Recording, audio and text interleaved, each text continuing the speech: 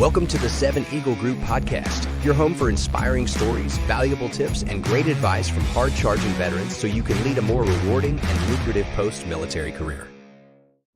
All right. Hey, everyone. I wanted to give you an opportunity to meet one of our recruiting managers here on the team. Just an incredible guy. He served 28 years in the Air National Guard and just really knows his stuff on the recruiting end, on the sales end, on just careers in general for vets. So, Ernest Smith, thank you very much for jumping on today, man. I appreciate it. Hey, my pleasure. Happy to be here. So you, outside of the Guard, when you left, I know you spent a couple of years with Pratt & Whitney as one of their recruiters. So I know that's such a popular destination for a lot of vets. So we'll get into that in a minute. But tell everyone briefly about your experience over those 28 years in the military. And what was that like? And just like anybody else, you have your pluses, you have your minuses, you have a lot of career triumphs and tragedies, and you have the awesome opportunity to just meet great people, people who stay in and, do the full retirement, just like anybody else. Like the retirement benefits are like great, but really what keeps you going is the people that you get to serve with. Yeah. That's why you just keep showing up every day, do the job, and, press through the suck, if you will. And you had a variety of really interesting positions. Tell everyone a little bit about what you did.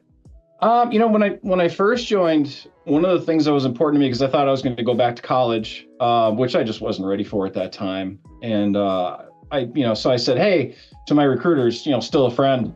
And I said to him, hey, I want a job I can do like here and in the real world, as we would say. And I ended up doing HVAC. So I was a heating, ventilation, air conditioning, refrigeration technician. I did that for 5 years. I was responsible for maintaining all that infrastructure at the base. Doing that full time. And then, I needed something a little different. I wasn't happy with that particular environment I was in. I needed something more of a challenge, more of a change where I can go out and kind of, cut my teeth. So then I became, a crew chief on A-10s. A friend of mine who was in charge of the maintenance squadron at the time kind of twisted my arm and convinced me, Smitty, come over. And was like, yeah, I'll do it. Went over, changed. Worked as a crew chief on A-10s, deployed a few times, got to do tons of trips with them, experienced the awesomeness that is the hog, keep my jet in the air. And then years later, after doing that for like 5-6 years, I had a recruiting opportunity came open. And it was something that was always interesting from my first experience with my recruiter, who was, the antithetical thing that you always heard about with recruiters is like, he didn't BS me, he didn't blow smoke. He just said how it was, when, something like a question came up, was like, hey, how was basic training? He's like, oh, it sucks. And I was like, okay, hey, that's okay. That's an excellent response. It's true. Yeah. And, because of that, I was like, hey, this is pretty interesting. I competed for the job against a bunch of people, because on the Guard side, you don't just get selected. You have to put in and compete for it. So when I competed, got the job, and just, it stuck and never looked back. It was an incredible experience. Like I said, it comes with its ups and downs. But the ability to kind of meet people and help them attain their goals, take that next step, to see how they grow up, from meeting an 18, 17-year-old kid. Now I'm looking back on it and, they got families, kids, they get huge responsibilities now. And just seeing like, hey, I helped that person find that path. I didn't do it for them. I just helped them find the path. Yeah. It's tremendously rewarding. That's kind of why I got into doing this stuff out of the service too. Is it's awesome to just know that you made that little bit of a mark enough on somebody to help them find where they wanted to go and achieve success to the best of their ability. Yeah, no doubt. And you are incredibly good at that skill at relating to the veterans and the service members. Thank you. And at the same time, promoting all the great character traits and values that our service members bring to companies as well. So talk a little bit about, what are some of your favorite tips, your advice, your suggestions, especially for the transitioning men and women getting out? What are some of the things that they should be aware of as they make this journey? It's never too early to kind of start the transition process. I was very guilty of not starting my transition process early enough because, I was medically discharged. So the problem with that is I didn't know when my last day was going to be. Like most folks who get to 20 years or 20 plus, where they schedule it a year out, they're good to go. So I wasn't able to take advantage of it. And And now kind of looking back and seeing it is I could have done some things better. So now I try to advise those folks on that. Like one of them is LinkedIn. Started soon. One thing that drives me nuts that the TAP folks say is hey, don't start your LinkedIn until about 6 months out. And it's just terrible advice. They should be doing it sooner rather than later, because all those connections I explained, it's like a 401k or their TSP for their next career. The more connections they make early, the better their investment outcome is going to become later. And you can go and buy more time on LinkedIn Premium. You can't go back and buy all those connections you could have been making 6 months, a year, 2 years earlier. That's just going to show you different stuff. And people are going to tell you the things that you need by going out and do that just by looking at the jobs out there. So if you're 2 years out and they say, hey, if you want to be project manager, you need PMP. Well, you got 2 years to go knock it out. And I wouldn't have known that getting out from the civilian world to the military, because I didn't even know how much project management I did in the military, because we never really called it that.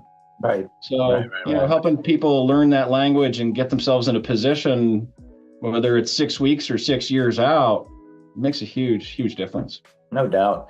I know you're a big fan of veterans going down a path, at least for their first position out of the military, of sales, learning how to develop, how to generate revenue for a business. Talk a little bit about why you like that career track for some. I mean, for some folks, if you are naturally glib, you're outgoing, you're good with talking to people, and especially you can listen. And listening takes forms two ways. It's listening to what people are saying, what they're not saying, and then the body language. So one of the things I used to harp on when I was training new folks was like, hey, pay attention to the body language. That's why a tool like Zoom is great. Even when I meet people, I definitely prefer to be on Zoom, because they might be uncomfortable asking a question, or they have a question on their mind, but they don't want to throw it out there. But if you can read that and get it back, and you have a skill to do that, that's a way to print money that a lot of people don't realize. Because most of us, like I'm doing now, we love to talk, we hear our own voices and we keep going. We don't realize we just take a little time to listen. That, you can almost weaponize that. You can turn that into a way to make money where everybody's happy.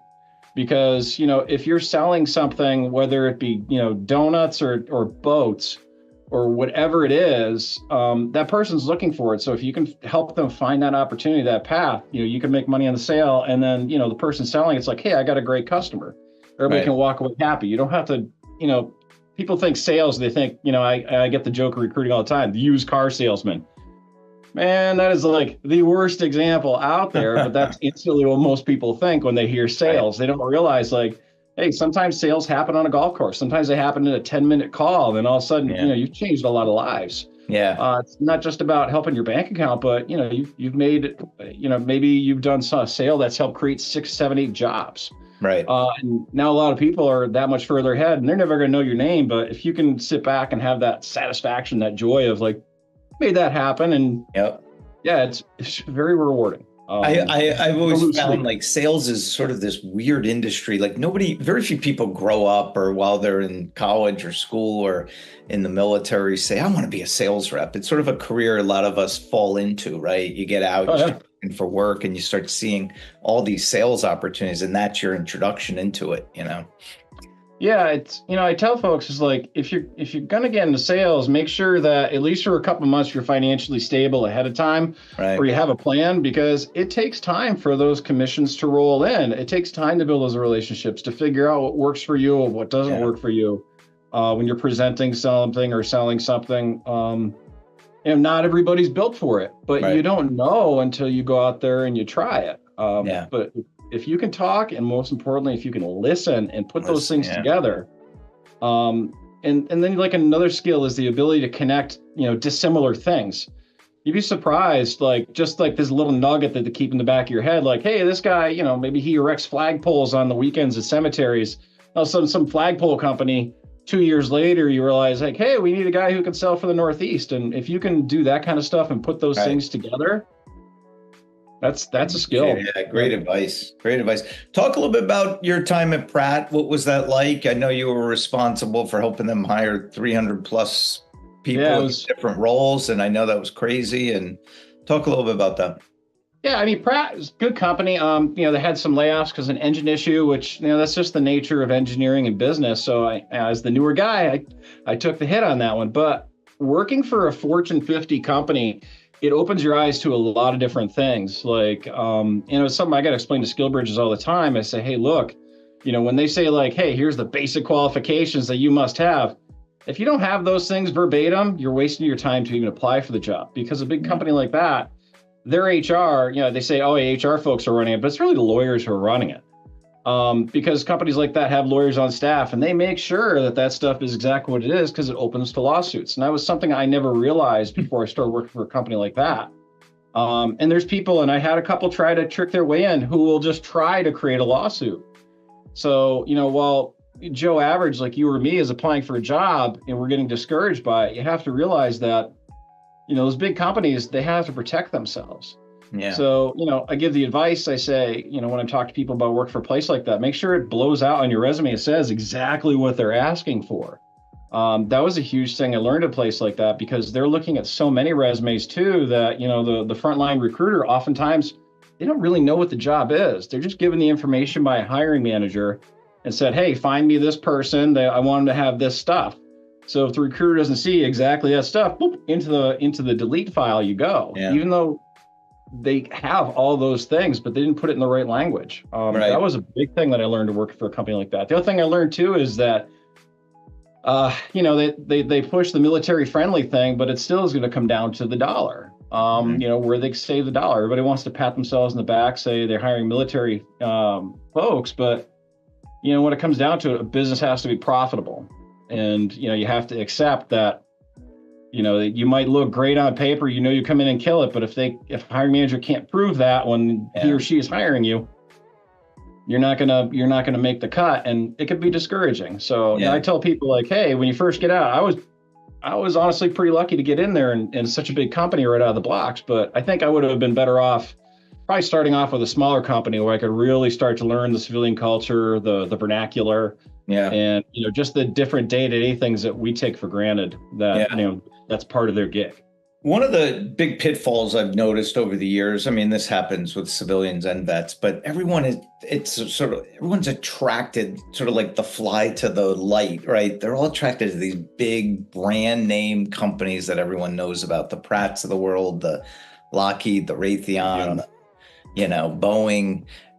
You were on the other end of that, where you were receiving these requests from, I would imagine not hundreds, but sometimes thousands of people applying for one position, right? Yeah. So if I had a position come open, and these are all fairly competitive, there was times where I'd have to shut the advertisement down in a couple of days because I'd have over 100 applicants.